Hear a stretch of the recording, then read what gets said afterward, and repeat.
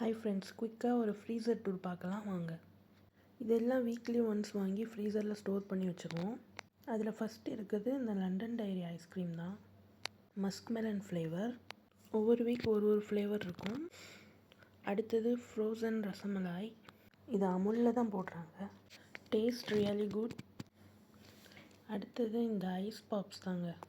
சின்ன வயசில் நிறையா சாப்பிட்ருப்போம். பார்த்தோன்னா ஆசையாக இருந்துச்சுன்னு இதையும் வாங்கிட்டேன். Mutton seekh kebab.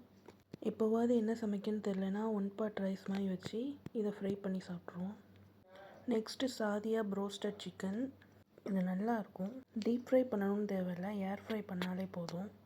கிட்டத்தட்ட KFC சிக்கன் டேஸ்ட்டில் இருக்கும். இதில் 5 ஃப்ளேவர்ஸ் இருக்குது.